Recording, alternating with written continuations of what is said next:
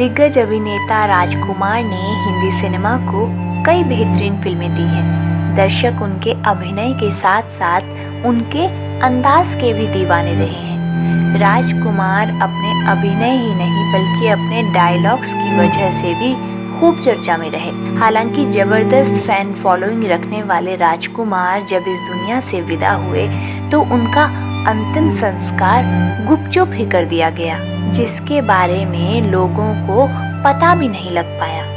आइए इसके पीछे की वजह आपको बताते हैं। राजकुमार करीब 2 साल तक गले के कैंसर से जंग लड़ते रहे और आखिरकार उन्होंने जुलाई 1996 में मौत के सामने घुटने टेक दिए। राजकुमार ने इस दुनिया को अलविदा कह दिया और बड़ी गुपचुप तरीके से उनका अंतिम संस्कार कर दिया गया।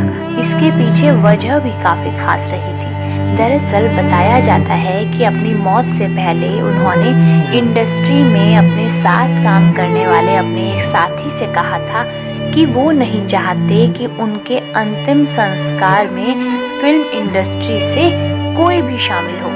राजकुमार की ये इच्छा थी कि जब भी वो इस दुनिया से जाएं तो एकदम शांति से विदा हों। उन्होंने अपनी मौत से बहुत पहले ही ये कह दिया था कि उनकी अंतिम यात्रा का हिस्सा उनके परिवार के अलावा कोई नहीं बनेगा, ना ही उसमें कोई मीडिया शामिल होगी, क्योंकि राजकुमार अपनी मौत के बाद किसी तरह का कोई मजाक नहीं चाहते थे।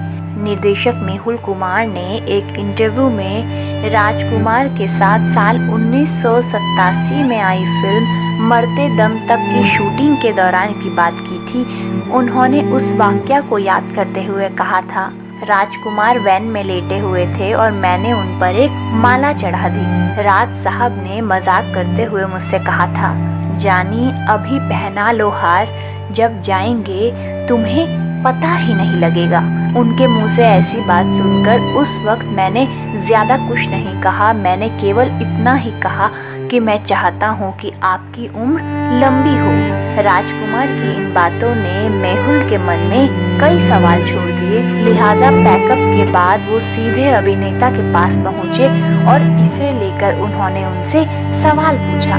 राजकुमार ने जवाब देते हुए कहा, जानी तुमको मालूम नहीं, शमशान यात्रा को फिल्म लाइन में तमाशा बना देते हैं। वहाँ अच्छे अच्छे सफेद कपड़े पहनकर आते हैं लोग, फिर मीडिया वाले भी आते हैं। इसके बाद वो मरे हुए आदमी को सम्मान देने की जगह उसका तमाशा बनाते हैं। मेरी शमशान यात्रा मेरा पारिवारिक मामला है, इसलिए उसमें मेरे परिवार के अलावा कोई और शामिल नहीं होगा।